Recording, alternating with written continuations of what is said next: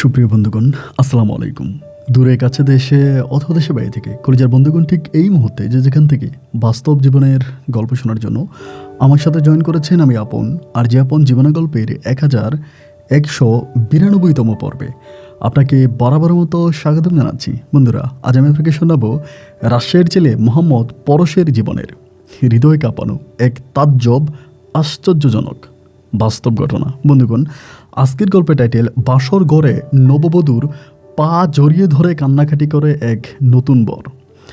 বাসর ঘরে নববধূর পা জড়িয়ে ধরে কেন কাঁদে এক স্বামী, এটা শোনার পরে আপনি তাজ্জব হয়ে যাবেন। ঠিক যতটা না অবাক হবেন ততটাই কষ্ট পাবেন।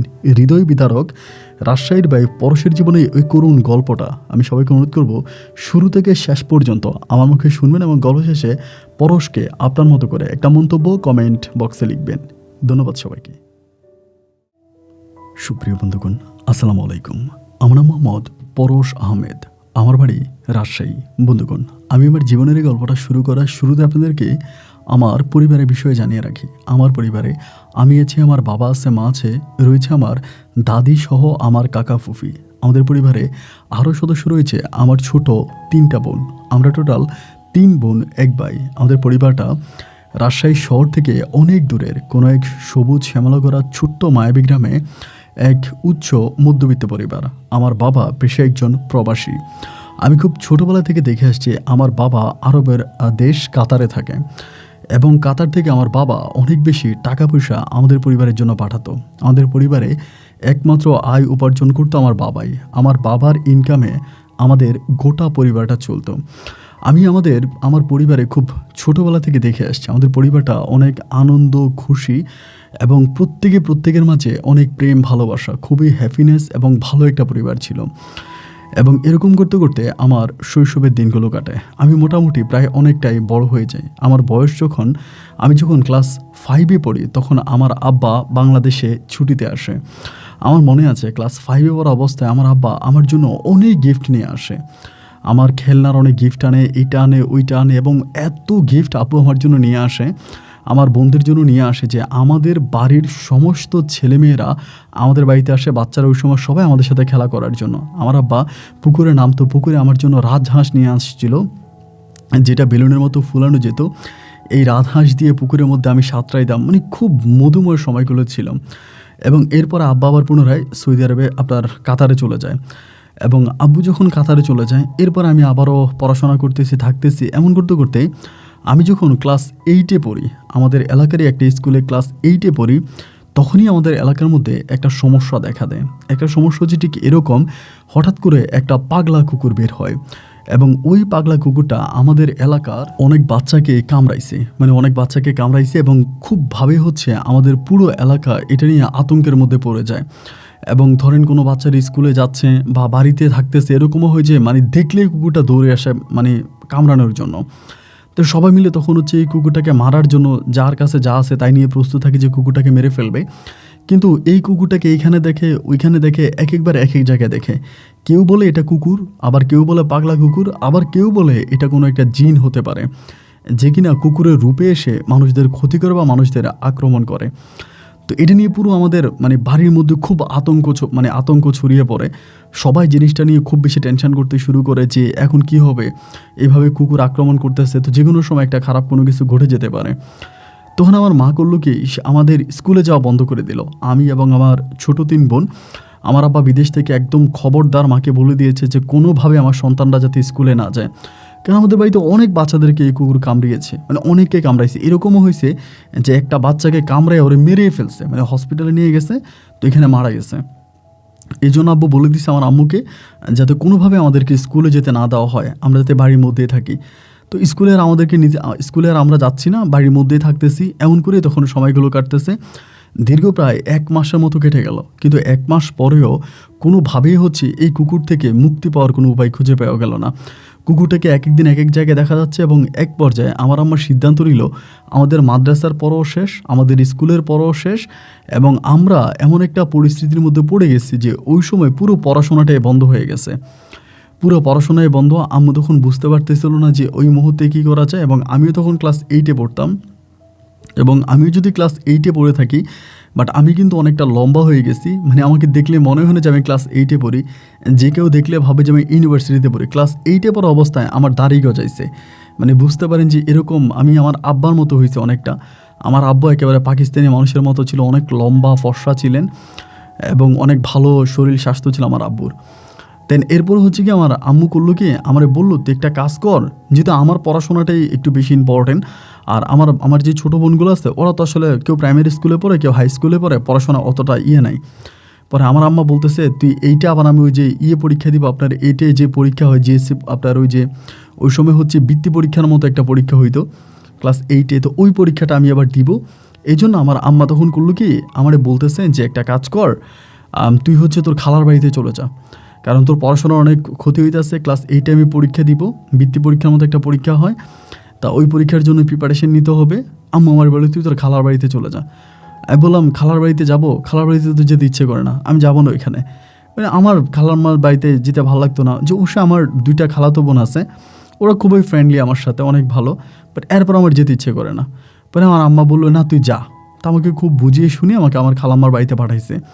আমি যেতে চাই না, এরপর আমি খালাম্মার বাড়িতে গেছি। তো আমার খালাম্মার বাড়িতে আমার 2টা খালাতো বোন আছে, ওরা যথেষ্ট পরিমাণের ভালো। তা যাওয়ার পরে খালাম্মার বাড়িতে গেছি, তো এই দিক দিয়ে কুকুরের উত্তাপ মানে বাড়তেই আছে। আজকে শুনতেছে একে কামড়াইছে, কালকে শুনতেছে ওকে কামড়াইছে, এবং একটা পর্যায়ে আম্মু তখন কী করলো, নিরুপায় হয়ে আমার ছোটো যে বোনটা আছে, মানে আমার ছোটোটারও পড়াশোনার একটু প্রেশার আছে, যেহেতু হাই স্কুলে পড়তো, আমার ছোটোটারও আম্মা তখন পাঠাই দিছে মানে আমার খালাম্মার বাড়িতে। এবং খালাম্মার বাড়িতে পাঠিয়ে দেওয়ার পরে একটা পর্যায়ে দেখা গেল যে এইরকম একটা অবস্থা হয়েছে যে আমার যে খালাতো বোন আছে ছোটোটা নূপুর, ও হচ্ছে ক্লাস 7-এ পড়তো। তো আমার বোনটা হচ্ছে আপনার 6-এ ভর্তি হয়েছিল ওই সময়, আমার ছোটোটা যেটা। এরপরে আমার খালাম্মার সাথে আমার আম্মু কথা বললো, পরে আমার আম্মু আমার খালাম্মাকে বলে দিল একটা কাজ করো, মানে এদেরকেও তোমাদের এদিকে কোনো একটা স্কুলে ভর্তি করাই দাও, কারণ এখানে তো আর হবে না, কারণ এখানে আর আসলেও পড়াশোনা করতে পারবে না, কুকুরে খুব ঝামেলা করতেছে, এবং সবাই বলে এটা জিন কুকুর, এটা খুব আতঙ্ক ছড়াইতেছে। তো আমাদের গ্রামে, শুধু আমাদের গ্রামের মানুষদেরকেই কামড়াইতো। অনেকেই বলতো এটা নাকি কোনো অভিশপ্ত হতে পারে, কেউ না কেউ গ্রামের কোনো খারাপ কাজ করছে বা কিছু একটা করছে, যেটার প্রতিফলনে এই কুকুরটি এরকমভাবে হচ্ছে সবাইকে অ্যাটাক করতেছে। তো একটা পর্যায়ে আম্মু তখন বললো, আমার খালাম্মারে বললো যে তোদের ওইদিকে ওরে ভর্তি করাই দে। পরে আমার খালাম্মা আমাকে আমাদের খালাম্মার ওইদিকে ক্লাস 8-এ আমাকে ভর্তি করাই দিল। আমিও ক্লাস 8-এ ভর্তি হইলাম, আমার বোনও ওখানের একটা মানে আপনার হাই স্কুলে, আমি যে স্কুলে পড়তাম ওই স্কুলে ভর্তি হয়েছে। পরে আমার খালাতো বোন সাথী আছে, নূপুর আছে, তা ওদের সাথে আমি তখন স্কুলে যাইতাম, ক্লাস করতাম, পড়তাম, আসতাম, মানে ভালোভাবেই সময়গুলো কাটতেছে। আর আমার যে খালাতো বোন আছে মানে নূপুর, ওটা আমার ছোটোটা, ও কিন্তু দেখতে খুবই সুন্দরী, মানে এত সুন্দর বলার মতো না। ওকে দেখলে যে কেউ বলবে যে ফরেনিয়ার, মানে ওর শরীর দিয়ে রক্ত চলাচল করে দেখা যায়, এত পরিমাণে সুন্দর ছিল ও। তা আমি ওর সাথে স্কুলে যাইতাম, ওর সাথে স্কুলে আসতাম, যেহেতু আমার খালাতো বোন ছিল, এবং এই বিষয়টা নিয়ে সবাই অনেক মানে মজা মাস্তি করতেছে বা আমরা অনেক আনন্দ ফুর্তি করতাম। রাতের বেলা আমরা সবাই হচ্ছে উঠানের মধ্যে বসতাম, আমার খালাতো বোন, খালাম্মা, এরপরে আমার নিজের বোনে উঠানের মধ্যে বসে আমরা প্রচণ্ড রকমের গল্পগুজব করতাম। রাতে আমরা দেবদেবী পরীদের গল্প করতাম এবং রূপকথার গল্প করতাম এবং জিন ভূতের গল্প শুনতাম। আমার খালাম্মার সাথে আবার অনেক জিনের ঘটনা আছে, এবং আমার খালাম্মা অনেক জিনের গল্প বলতে পারতো। এবং রাত দুপুরে উঠানের মধ্যে বসে বিছানার মধ্যে আমরা এই গল্পগুলো শুনতাম শুয়ে শুয়ে। আকাশের জলমলে চাঁদ ছিল, তারা ছিল, এরই মাঝে প্রতিটা রাত যেন মধুর কাটতো। আমার খালাম্মার বাড়িতে যেতে ইচ্ছে করতেছিল না, আর যখন খালাম্মার বাড়িতে গেছি আমার আর খালাম্মার বাড়ি থেকে আসতে ইচ্ছে করতেছে না। মানে এমন একটা অবস্থা, আমি খালাম্মার বাড়ি ছেড়ে আর কোনোভাবে আসতে পারতেছি না। এমন করে আমি প্রায় খালাম্মার বাড়িতে 6 মাসের মতো থেকে যাই, এবং 6 মাস পর আমাদের এলাকাতে যেই সমস্যাটা ছিল ওই সমস্যাটা তখন সমাধান হয়ে যায়। কুকুরের যে সমস্যাটা ছিল এটা পরিপূর্ণভাবে ভ্যানিশ হয়ে যায়। দেন এরপর আমার আম্মা আমার খালাম্মারে বললো যে ওদেরকে পাঠিয়ে দে। আমি তখন ক্লাস 8-এ ওখানে পরীক্ষা দিব আর কি, ওরকম একটা সামনে আমার পরীক্ষা। তো আমার খালাম্মা বলতেছে তাহলে পরীক্ষাটা দেখ আগে, পরীক্ষাটা দিয়ে শেষ করুক, এরপরে না হয় চলে যাবে। তা আমি তখন ক্লাস 8-এর পরীক্ষা দিয়ে খালাম্মার বাড়ি থেকে ক্লাস 8 থেকে আমি তখন ক্লাস 9-এ উঠি, এবং 9-এ ওঠার পরে ওই সময় তো আবার আপনার রেজিস্ট্রেশন করতে হবে এসএসসি পরীক্ষার জন্য। তা আম্মু তখন বলতেছিল যে ফরস চলে আয়, মানে তোর তো আবার রেজিস্ট্রেশন করা লাগবে, এসএসসি পরীক্ষা দিতে হবে। তা আমি তখন বলতেছি আমি যাব না, মানে আমার যেতে ইচ্ছে করতেছে না। মানে খালাম্মার বাড়ির প্রেমে আমি এতটাই পড়ে গেছি, আর আমার খালাম্মার বাড়িটা ভাই এতটাই সুন্দর, আপনি চোখে না দেখলে বিশ্বাস করবেন না। একেবারে ছবির মতো সাজানো গোছানো, অনেক মানে অনেক সুন্দর একটা গ্রাম। তো তো আমার এই গ্রাম ছেড়ে, গ্রামের মানুষ ছেড়ে সবার সাথে অনেক ভালো সম্পর্ক হয়ে গেছে, বাট আমার আর যেতে ইচ্ছে করতেছে না। আমি তখন ওখানে থেকেই যাব, কিন্তু আমার আম্মা বলতেছে যে না, চলে আসাই লাগবে। এবং ক্লাস 9-এ ওঠার পরে মানে বাধ্য হয়ে দেন আমি তখন চলে আসি, মানে আমার আম্মা একরকম আমাকে নিয়ে আসে। তো যাই হোক, এবার সবশেষ খালামার বাড়ি থেকে চলে আসছি, এবং খালামার বাড়ি থেকে আমাদের বাড়িতে আসার পরে আমার আর পড়াশোনা একদমই ভালো লাগতেছিল না। আমার পড়াশোনার প্রতি কোনো মনোযোগ আসতেছিল না, মানে কোনো কিছুই ভালো লাগতেছিল না। 24টা ঘন্টা শুধু বুকের মধ্যে কেমন জানি একটা ব্যথা অনুভব করতে থাকি। আমার বারবার নুপুরের কথা মনে হয়, ওর সাথে একসাথে স্কুলে যাইতাম, কোনো এক বৃষ্টি ভেজা দিনের বেলায় ওর সাথে ভিজতে ভিজতে স্কুল থেকে আসতাম, এবং বিকেলবেলা একসাথে মাঠে ঘুরতে যাইতাম। রাতের বেলায় উঠানের মধ্যে শুয়ে শুয়ে আমরা রূপকথার দেবদেবীর গল্প শুনতাম। ফুলের মতো সাজানো সুন্দরী দিনগুলোর কথা যখন মনে হয়, তখন মনের অজান্তেই চোখ দুটো জলে ভিজে টুইটুম্বুর হয়ে যায়। দিন যত সামনের দিকে যাচ্ছে, আমার বুকের ভিতরে ইমোশন আর আবেগ ঠিক ততটাই বাড়তেছে। কোনোভাবেই আমি নূপুরকে ভুলতে পারতেছি না, না পারতেছি পড়াশোনা করতে, না পারতেছি খাওয়া দাওয়া করতে, না পারতেছি ঘুমাইতে, এবং এরকম বারবার শুধু কেমন জানি বুকটার মধ্যে এরকম করে ব্যথাই অনুভব করতে থাকি। মা সবসময় বলতেছে, কিরে তুই এরকম করতেছিস কেন? সবসময় তুই জানি কেমন একটু নার্ভাস হয়ে থাকিস, মানে কি হয়েছে তোর? মানে আম্মু আমাকে বারবার জিজ্ঞেস করতো, কিন্তু আমি আম্মুকেও কোনো কিছু উত্তর দিতে পারতাম না। এরকম করে আমার মানে আমি প্রায় 3 মাসের মতো খুব কষ্ট করেছিলাম, মানে অনেক কষ্ট করে 3টা মাসের মতো ছিলাম বাড়িতে। এবং 3 মাস পরে একদিন মারে কোনো কিছু না বলে, খালারে কোনো কিছু না বলে পাগলের মতো ছুটে গেছে খালামার বাড়িতে। এবং খালামার বাড়িতে যাওয়ার পরে নুপুরে দেখার পরে মানে মানে দুজনে এতটাই ইমোশনাল হয়ে গেছি যে আমিও কান্না করতেছি এবং নুপুর নিজেও কান্না করতেছে। মানে এতটাই ইমোশনাল হয়ে গেছি যে দুজনকে এতটাই লাভ করি, এতটাই ভালোবাসি যে আমিও কান্না করি, ও কান্না করে। পরে আমি ওর কাছে গেছি, পরে আমরা বলি, কী হয়েছে, কান্না করেন কেন?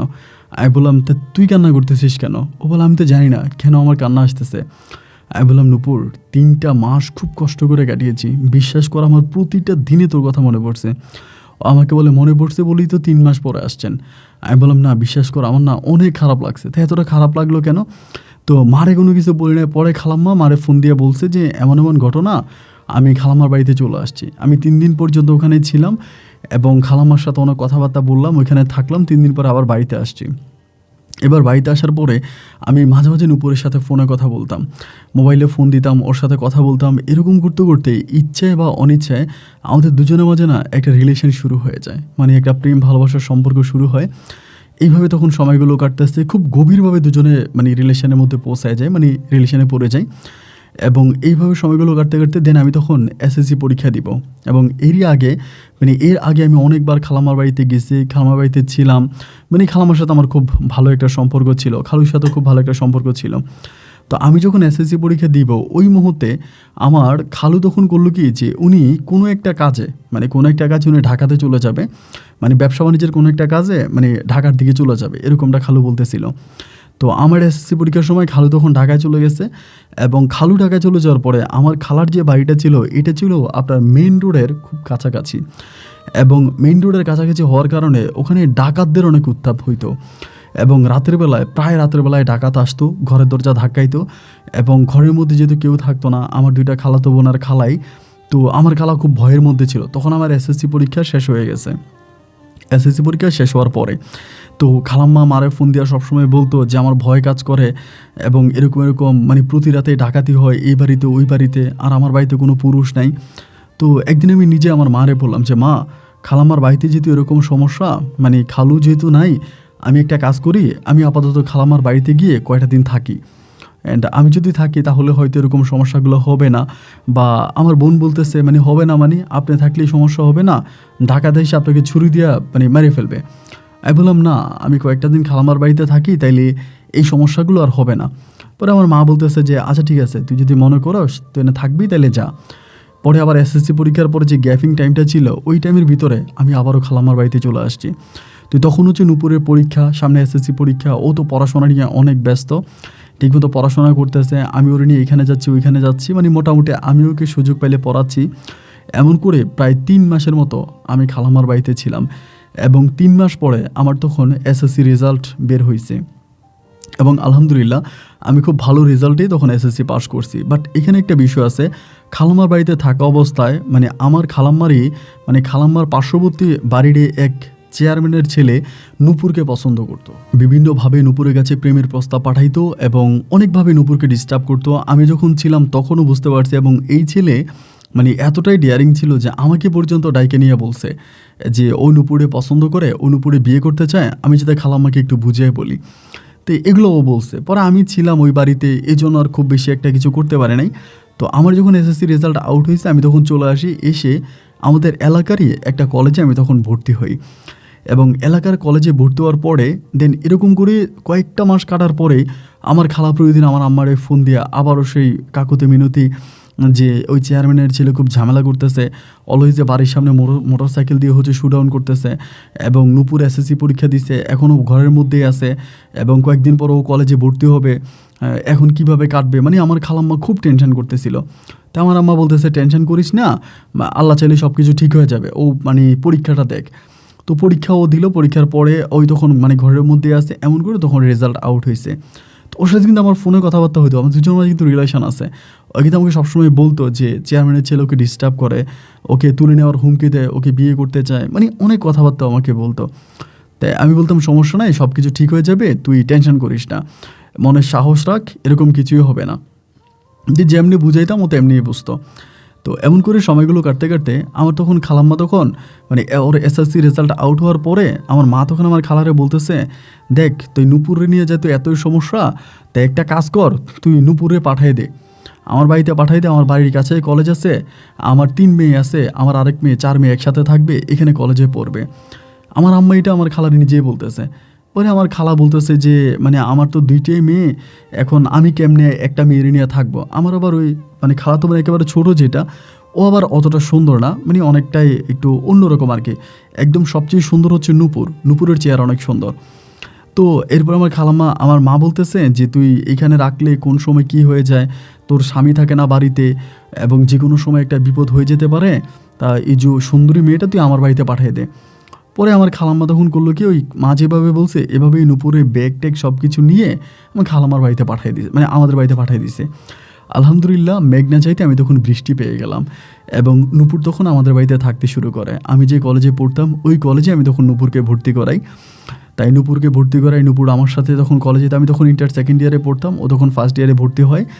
তো আমি ওরা নিয়ে যাইতাম, আবার কলেজ থেকে নিয়ে আসতাম। আমাকে আমার বাবা তখন একটা বাইক কিনে দেয়, একটা মোটর সাইকেল কিনে দেয়, এবং মোটর সাইকেলের পিছনে করে আমি নূপুরকে নিয়ে কলেজে যাইতাম। এই স্মৃতিগুলো জীবনে কখনো ভোলা যাবে না। আমার কাছে মনে হয় আমি দুনিয়াতে বসেই যেন স্বর্গের সুখ পেয়েছি। প্রতিটা সেকেন্ড, প্রতিটা দিন এবং প্রতিটা মুহূর্ত আমার নূপুরের সাথে মধুরভাবে কাটতো। আজও যখন নূপুরের ওই স্মৃতিগুলো মনে হয় আমি চোখের পানি ধরে রাখতে পারতাম না। আমি যখন কাদা বৃষ্টির মাঝে বাইক চালাইতাম, নূপুর পিছন থেকে আমাকে শক্ত করে জড়িয়ে ধরে রাখতো। ওই স্মৃতিগুলো আমাকে এখনও গভীর রাতে কাঁদায়, এখনও চোখের জলে আমার বালিশ ভিজে। তো এরকম করে সময়গুলো কাটতেছে, দুজনকে অসম্ভব রকম ভালোবাসি, এবং ভাইকে কলেজের নাম দিয়ে আমরা তখন রাজশাহী শহরে চলে যাই, পলকে সিনেমা দেখি, এখানে ঘুরি ওইখানে ঘুরি।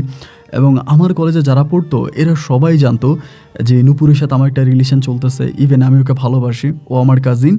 তো এটা সবাই জানতো। তো সবাই ওরে নূপুরকে দুষ্টমি করে ভাবি টাবিও ডাকতো, মানে অনেক কিছুই করতো। এমন করতে করতে হঠাৎ করে একদিন আমি আর নূপুর কলেজ থেকে বাড়ি আসি, এবং বাড়ি আসার পরে আমার আম্মা কেমন জানি অনেকটা খুশি, এবং খুশি আমারে বলতেছে যে আজকে রাতের বেলায় তোর আব্বা বলছে আমাদের মসজিদে যে 2জন হুজুর আছে এদেরকে খাওয়ানোর জন্য, তুই ওদেরকে বলে আয়। মানে আমার আম্মা অনেকটা খুশি কলেজ থেকে আসার পরে আমি চিন্তা করলাম যে কী ব্যাপার, আম্মা এতটা খুশি এবং বলতেছে মসজিদের হুজুরকে বলার জন্য আজকে আমাদের বাড়িতে মসজিদের হুজুর খাবে। তা কারণ কি, কারণটা তো কোনো কিছু আমি বুঝতে পারতেছিলাম না। যাই হোক, এরপর আমি আম্মুর কথা মতো তখন মসজিদে যাই, এবং মসজিদে গিয়ে আমাদের মসজিদে ইমাম এবং মুয়াজ্জিন ছিল, ওনাদেরকে বলে আসি যে আজকে রাতের বেলায় যাতে আমাদের বাড়িতে খাওয়া দাওয়া করে। তো ইনারাও বললো যে ঠিক আছে রাতের বেলা আসবে। তো ওনাদেরকে বলে আসরের সময় তখন আমি ঘরে আসছি, আসরের টাইমে আমি তখন বাসায় আসছি, এবং বাসায় আসার পরে মানে আমি দেখলাম যে নূপুরের মনটা অনেক খারাপ, মানে কেমন জানি একটা কান্না কান্না ভাব হয়ে, মানে কান্না কান্না একটা ভাব ধরে আছে, মানে কী জানি একটা, মানে খুবই মন খারাপ। মায়ের মন অনেক খুশি, কিন্তু আমার নূপুরের মনটা অনেক খারাপ। তো মনটা খারাপ দেখে আমি তখন বুঝতে পারতেছিলাম না যে ওর মনে তো খারাপ কেন। আমি বললাম কী হয়েছে, এরকম মন খারাপ করে আসিস কেন? ও ও বলে, না কিছু না, আমার ভালো লাগতেছে না, আমাকে একটু বাড়ি দিয়ে আসবেন, আমার একটু বাড়ি যেতে ইচ্ছে করতেছে, আমার বোনের সাথে আম্মুর সাথে একটু সময় কাটাবো। ওর আব্বা কিন্তু তখনও ঢাকায় থাকতো, মানে ঢাকায় কোথায় জানি কী করে, খালু ঢাকায় না চিটংয়ে থাকে ওটা আমি জানতাম না, কিন্তু মানে রাজশাহীর বাইরে থাকতো। পরে আমি বললাম যে এটা কোনো কথা হইলো, এটা তো কোনো বিষয় হতে পারে না, এটা কোনো কথা হইতে পারে না, তা কী হয়েছে, তো এত মন খারাপ কেন? ও তখন কোনো কিছু বলে না। তো আমার যে ছোটো বোন, ওই কিন্তু আবার আমাদের রিলেশনের বিষয়টা জানতো মোটামুটি, নূপুরের সাথে আমার যে একটা রিলেশন আছে। পরে আমার ছোটো বোন আমি জিজ্ঞেস করলাম যে কী রে, নূপুরের মন খারাপ কেন? তা ও আমার বোন বলে, মন খারাপ হবে না? আমি বললাম কেন, মন খারাপ কেন? বলে, মন খারাপ না হওয়ার কি আছে বলো? আমি বললাম, আরে কেন মন খারাপ সেটা তো বলবি। বলে, যার বয়ফ্রেন্ডের বিয়ে হয়ে যায় তার কি মন ভালো থাকে? আমি বললাম, বয়ফ্রেন্ডের বিয়ে? আমি না তোর কথা বুঝতেছি না, তুই কী বলতেছিস? বলে, বুঝবা কেমনে, বুঝবার সময় হইলে যখন পাগড়ি পরায় বিয়ে করতে নিয়ে যাইব। আমি বললাম, এই দাঁড়া তো, আসলে কী হয়েছে আমাকে একটু খুলে বলতো। আমি না মানে তোদের কথাবার্তা কিছু বুঝতেছি না। আম্মা দেখি একদম আজকে অনেক খুশি, আমার বলে রাতেরবেলা হুজুর খাওয়ানোর জন্য, তুই আবার বলতেছিস মানে আমার বিয়ে মানে কি বলতো? বলে, হ্যাঁ ঠিকই তো বলছি, আব্বু তোমার বিয়ে ঠিক করে ফেলছে কাতারে। আমি বললাম, কাতারে আমার বিয়ে ঠিক করে ফেলছে আব্বু? মানে এইটা তুই কী কথা বলতেছিস, মানে এইটা কেমন কথা হইতে পারে? বলে, জানো না, আম্মুর কাছ থেকে শুনবা রাতের বেলায়। আমি আর রাতের অপেক্ষা করলাম না, মাগরিবের নামাজটা পড়ছি মসজিদে, নামাজ পড়ে এসে আম্মারে ধরছে, মা আচ্ছা কী হয়েছে, ঘটনা কি আমার বলো তো? আমার বোন আমারে বলতেছে আমার নাকি বিয়া, এরপরে তুমি বলতেছো রাতের বেলা হুজুর খাওয়াইবা, ঘটনা কি? আমার আম্মা বলে, যেটা শুনছি সেটাই। আমি বললাম, কী শুনছি কী? বলে, তোর আব্বা তোর বিয়ে ঠিক করছে। আমি বলছি, আব্বা আমার বিয়ে ঠিক করছে? মানে কি, কোথায়, কেমনে? আব্বা তো বিদেশে। বলে, হ্যাঁ বিদেশে, তোর আব্বার রুমে তোর আব্বার এক বন্ধু আছে, তারা দুজনে একসাথে থাকে, ওনার বাড়িও রাজশাহীতে, তোর আব্বার খুব ঘনিষ্ঠ বন্ধু, আজকে অনেক বছর ধরে ওই লোকের সাথে তোর আবার বন্ধুত্ব। তো তোর আব্বা ওই লোকের সাথে, ওই লোকের এমনি মানে দুষ্টমি করে বিআই বিআই ডাকতো। এখন বিআই বিআই ডাকতে ডাকতে আমার তোর আব্বার রুমে আরও যারা আছে এবং ওই ক্যাম্পে যারা আছে সবাই মিলে তোরা আব্বারে আর ওই লোকটারে ধরে দুজনের বিআই বানাই দিছে। এখন তোর আব্বা সবার সামনে ওয়াদা করছে যে তোরে তার মেয়েরই বিয়ে করাবে। আমি বললাম, তার মেয়েরা আমার বিয়ে করাবে? আমি তো তার মেয়েরা কোনোদিন দেখি নাই। আমার আব্বা বলে, মানে আমার মা বলতেছে যে তোর আব্বা বলছে মেয়েটা দেখতে অনেক সুন্দর, মেয়েটা অনেক রূপবতী, তার চেহারা অনেক সুন্দর, অনেক মায়াবী চেহারা, এবং মেয়ে দেখলে তোর পছন্দ হবে। আমি বললাম, তুমি এটা কী বলতেছো? মানে আমি মেয়েরে দেখলাম না, জানলাম না, শুনলাম না, এই মেয়েকে আমি বিয়ে করে ফেলবো? মানে এইটা কী ধরনের কথা? মানে বিয়ে আমি করবো আর আমিই জানি না? আমার মা বলতেছে, বাবারে তোর আব্বা পছন্দ করছে, অ্যান্ড তোর আব্বা তো আর তোর জন্য খারাপ মেয়ে পছন্দ করবে না, অবশ্যই যেটা তোর জন্য পছন্দ করছে এটা তোর পছন্দ হবে। আর আমি তোর আব্বারে বলছি ছবি পাঠানোর জন্য। আমি তখন আম্মুর সাথে কথাবার্তা বলে দেখলাম যে মানে এই জন্যই আসলে মূলত উপরের মন খারাপ। পরে রাতের বেলায় খাবার খাইতেছি, ও খাবার খাইছে না, মানে কান্না করতেছে, কান্না কান্না একটা ভাব। তো আমি বললাম যে তুমি খাবার খাও। পরে খাবার খাইছে, খাবার খাওয়ার পরে উঠানের মধ্যে সবাই বসছি, বসার পরে আমি বললাম, কী রে কী হয়েছে? পরে বলে, কি হবে তা শুনতেছো, কী হইতে আছে? আমি বললাম, যেটা হইতেছে এটা কোনো কথা? ও আমাকে বলে, হ্যাঁ কথাই তো না, এখন তুমি আরেক মেয়েরই বিয়ে করবা, প্রেম করছো আমার সাথে, বিয়ে করবা আরেক মেয়েরে, তো তোমার জন্য তো ভালোই, তুমি দুইটা জিনিস পাইলা। পরে আমি বললাম, দেখ আমার আব্বা কোথাকার কোন লোক ঠিক করে রাখছে, কোথাকার কোন লোক আমার আব্বার পছন্দ হয়েছে, আমার আব্বার সাথে কথাবার্তা হয়েছে, তার মেয়েরে সে আমাকে বিয়ে করাবে, তো এগুলো কোনোটাই আসলে মানে কোনো কথাই না। বিয়ে আমি করব, আর আমি যে সিদ্ধান্ত নিব সেটাই হবে, আমার সিদ্ধান্তর বাইরে কেউ আমাকে বিয়ে করাতে পারবে না। ও আমাকে তখন বলতেছে, আমি তো জানি তোমার আর কি সিদ্ধান্ত হবে, তুমি যে কী করবা ওইটা আমার ভালো করেই জানা আছে, আমার কাছে আত্মহত্যা ছাড়া আর কোনো পথ খোলা নাই। আমি বললাম, নূপুর খবরদার উল্টাপাল্টা কথা বলিস না, আত্মহত্যা করতে হবে কেন, আমি কি বিয়ে করে ফেলতেছি? ও বলে, আজ করো না তো কাল করবাই তো। প্লিজ একটু স্টপ থাক, তুই দেখ কী হয়। এবং ওই এরকম করে পরে আমি কলেজে যেতে আসি, ওর মন অনেক খারাপ, কলেজে নিতে আসি, আমি ওরে ফুচকা আইসক্রিম খাওয়াইতে আসি, দেখ প্লিজ তুই মানে একটু শান্ত থাক, সব কিছু ঠিক হয়ে যাবে, এটা কোনো বিষয় না, এবং আমি নিজে পার্সোনালি সব ঠিক করব। না, ওরে বোঝানো যাচ্ছে না, ও কান্নাকাটি করতেছে, ইমোশনাল হয়ে যাচ্ছে। এবং এই ঘটনার 3 থেকে 4 দিন পরে হঠাৎ করে আমার আব্বা দেশে চলে আসছে। মানে মানে আশ্চর্য বিষয়, আমার আম্মা আমারে বলতেছে, কালকে তোর আব্বা দেশে আসবে, গাড়ি ঠিক কর। আমি বললাম, কালকে আব্বা দেশে আসবে, গাড়ি ঠিক করব মানে কি, মানে হঠাৎ করে এটা কেন? এবং এটা শোনার পর তো নূপুর আরও কান্নাকাটি করতেছে, মানে আমাদের বাসায় তো থাকে, ও আরও কান্নাকাটি করে। আমি বললাম, দেখ কান্নাকাটি করিস না, আব্বু আর আসুক। আমাকে বলে, তোমার আব্বু আসলে তোমাকে বিয়ে করাই দিবে। আমি বললাম যে বিয়ে করাবে না, তুই পাগলামি করিস না। আমাকে বলো, চলো আমরা পালাইয়া যাই, ও আমারে বলতেছে, তো আমার কথা হচ্ছে বিয়ে আমি করব, এখন পালিয়ে যাইতে হবে কেন? আমি তো পালিয়ে যাওয়ার কোনো কারণ নাই। ও আমার পছন্দ করে, আমি ওরা পছন্দ করি, এবং ও তো আবার দূরের কেউ না, আমারই খালাতো বোন। অ্যান্ড তাইলে পালায়ে যাব কেন? আমি ওরা বললাম, পালাইতে হবে না, তুই টেনশন করিস না, তুই শুধু শুধু মন খারাপ করার কোনো দরকার নাই, অ্যান্ড সব কিছু ঠিক হয়ে যাবে, প্লিজ তুই একটু বুঝতে চেষ্টা কর। ও আমারে বলতেছে, আমার সব কিছু বোঝা হয়ে গেছে, আমি সব কিছু জেনে গেছি, আমি আর তোমারে পাবো না, আমি আর তোমারে পাবো না, এটা বলি ও কান্নাকাটি করতেছে। আমি বললাম, একটু একটু শান্ত হ। যাই হোক, আব্বু তখন দেশে আসবে, আমি গাড়ি ঠিক করলাম, গাড়ি ঠিক করে আমি নুপুরে বললাম, তুই যাবি এয়ারপোর্টে?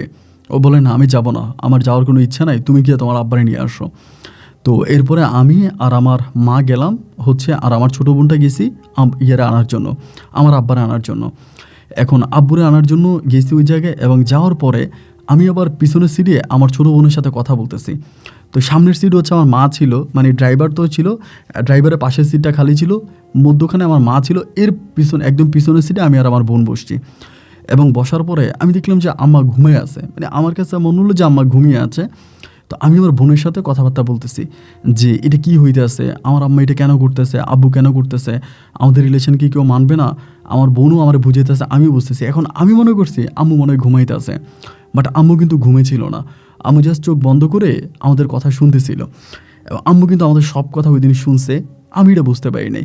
এরপরে আব্বুরে রিসিভ করছে, আব্বু রিসিভ করার পর আব্বু তো আমার বিয়ের জন্য গয়না গাটি মোটামুটি যা লাগে, মানে আব্বুর ওই বন্ধুরের সহ নিয়ে আসছে, মানে আব্বুর ওই বন্ধু সহ আসছে এয়ারপোর্টে।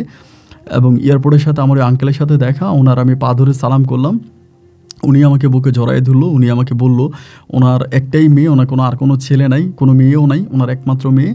উনি আমাকে একদম গাড়ির মধ্যে বসে, বাবা আমার মেয়েটারে দেই ঘটিকে, মানে মনে হয় যেন ওনার মেয়ে আমাকে ওর কাছে বিয়ে দিয়ে দিছে। টেনশানে ভাই আমি আর নিতে পারতেছিলাম না। এবং পরের দিন তখন সকালবেলা আসি বাড়িতে আসার পরে মানে আমার মাথা ব্যথা করতেছে, আমি শুয়ে পড়ছি। বাড়িতে এসে আমি শুয়ে পড়ছি, মানে আমার ঘুম চলে আসছে সকালবেলা, দরজা টরজা আটকায়া মোবাইল ফোন টোন বন্ধ করে একটা ঘুম দিছি, একদম লম্বা করে একটা ঘুম দিছি। এবং ঘুম দেওয়ার পরে ঘুম থেকে উঠছি আমি বিকেলবেলা, আসরের পরে, আমার জন্মের খিদা লাগছে। ঘুম থেকে উঠেই তখন আমি বরপেট খাইলাম, খাবার খাইয়া উঠানের মধ্যে বসছি। তো আমার বোন টোন সবাই হাঁটাহাঁটি করতেছে, বা অনেক লোকজন আসছে বাইরের, যেহেতু আমার আব্বু আসছে বিদেশ থেকে, সবাই এখানে আনন্দ ফুর্তি করতেছে, সবাই আসছে, কিন্তু আমি নূপুরকে দেখতে পাচ্ছি না।